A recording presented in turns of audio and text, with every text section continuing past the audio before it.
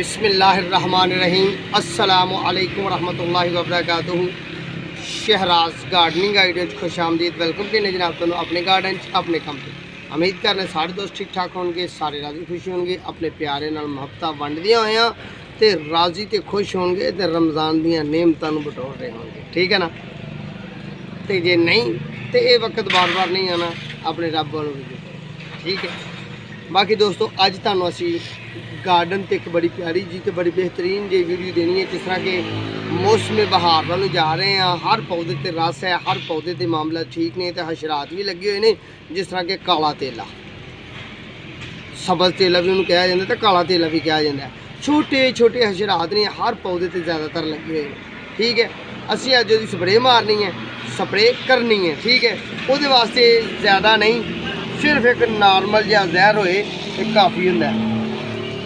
Normal जहा जहर होए, यह नॉर्मल जहा जहर असी लिया, यदा नाम है शर्मीली। ये आलू ते भी काम कर जाता है, गंदम ते भी काम कर जाता है, मुंजी ते भी काम कर जाता है, टमाटो ते भी, सब्जियां ते भी, हर चीज़ ते ये काम कर देता है। ठीक है। ये असी थोड़ा जहा पावे पा के तो तुम साढ़े नाल रहना है। साढ़े चैनल सबसक्राइब कर लो, बैल आइकन के बटन दबा लो। जो नवे देखने वाले ने तो पुराने सलूट करने, तो नवे फिर सलूट करने। ठीक है। तो चलने चल के तो अज असी अपने लसन ते अपने गार्डन च गुलाब लगा हुआ जरा उन्होंने स्प्रे मारिए, नाल ही तेले की तो नाल ताकत की भी। ताकत का फार्मूला भी तुहाडे नाल शेयर करांगे, वो मेरे कोल पिया। पर वीडियो के एंड दे दसांगा कि वो ताकत का कादा है, जिहदे नाल फ्रूट अच्छा लगे, फल अच्छा लगे, पौधा अच्छा हो। दोस्तों 1 एकड़ की दवाई है, यह टोटल पता 1 एकड़ का। तो साढ़े कोल जी जगह वो तकरीबन 2 to 2.5 कनाल है। असी यह वाली दवाई है, ये तेले की है। तेले का जहर असी जाली छड़ देना, अच्छे तरीके इनू जाली च हल करना है। ठीक है। कि बाकी दवाई भी असी पाने, ताकत के मामला बाकी भी असी करने। इंशाल्लाह तुसी रहना साढ़े नाल ते अल्लाह करम करे, रहमत करे ते अच्छे नाल खूबसूरत जी तुहानूं वीडियो बना के देवांगे तो तुहाडे नाल मशवरे शेयर करांगे। बाकी वो जो शॉपर च पिया है ताकत, नीरोबैन के टीके, वो गल्लां असीं बाद च करांगे, दसांगे कि कितनी मकदार च कितनी होनी जरूरी है। तो वो फ्रूट भी अच्छा होएगा, पौधे की चमक भी अच्छी होएगी। वो एक लोकल फार्मूला है, लोकल, कोई एडी मल्टीनेशनल कंपनी का नहीं, सस्ता जहा फार्मूला है। वीडियो साड़ी एंड तक वेखनी है, आखिर तक वेखनी है, तो फिर तुहानूं दसांगे कि कितनी जगह कितनी वो पानी जरूरी है। तो फ्रूट के अमल वास्ते, पौधे की नशो नुमा वास्ते बेहतरीन अमल। ठीक है जी। रहना तुसीं साडे नाल तो चलने चल के हम स्प्रे करिए अपने गार्डन च, असीं अपने लसन नूं, अपने गुलाब नूं, अपने पौधों नूं। ठीक है जी। इस फार्मूले का नाम तुहानूं वीडियो के आखिर ते दसांगे। ये फार्मूला साडा अपना ईजाद करदा फार्मूला है, लैना तो दुकान तो ही हुंदा है दोस्तों। ठीक है ना, लैना तो दुकान तो ही हुंदा है। बाकी ये 2-3 चीज़ां मिक्स कीतियां होईयां ने, रंग इन्हां दा एक ही है। ठीक है। तुसीं रहना साडे नाल ते चलिए असीं हुण अपने गार्डन चल के ते स्प्रे मारिए लसन नूं भी ते गुलाब नूं ते फुल्लां वाले होर भी पौधे मारिए, स्प्रे करिए। ठीक है जी।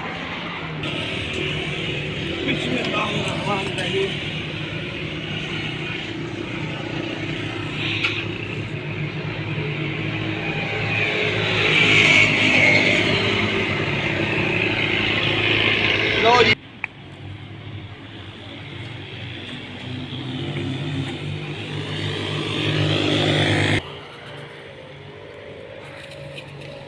लो भाई दोस्तों, यह सब्जियां ने साड़ियां क्योलियां, यह साडा लसन है, इहनूं असीं अच्छे अंदाज नाल स्प्रे करांगे ताकि इहनूं कोई तेला वगैरह ना होए।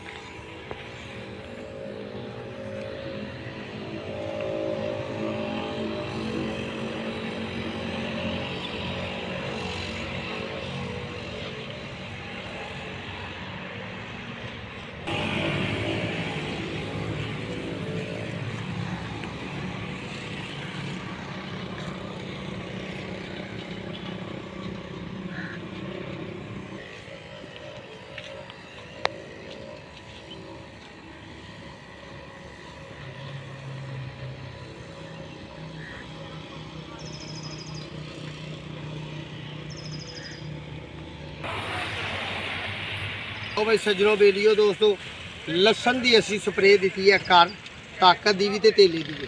ਹੁਣ ਅਸੀਂ ਚੱਲਨੇ ਆ ਆਪਣੇ ਪਲਾਂਟਾਂ ਨੂੰ ਗੁਲਾਬ ਦਿਆਂ ਨੂੰ ਵੀ ਸਪਰੇਅ ਕਰੀਏ ਚੱਲ ਕੇ ਗੁਲਾਬ ਦੀ ਨਰਸਰੀ ਨੂੰ। ਠੀਕ ਹੈ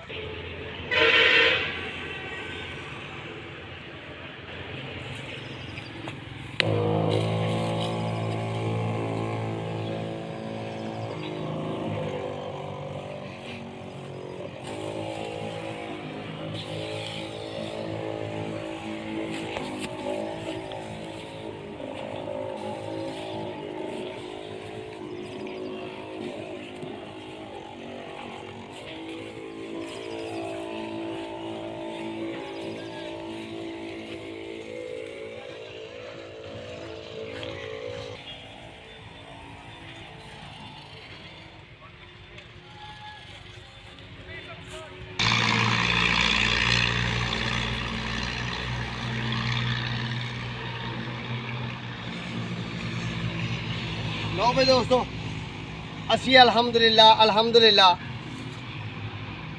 लसन नूं भी अपनी सब्जियां नूं भी ते असी जनाब अपने गुलाब नूं भी स्प्रे कर दी है।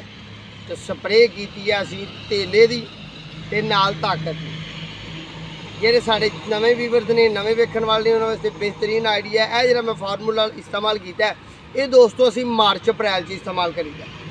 मार्च अप्रैल के दिन मार्च अप्रैल के दिन ये मामलात होंदे ने कि छोटे हशरात जो मौसमी तब्दीली आती है तो छोटे हशरात जन्म लेंगे तैयार होंगे।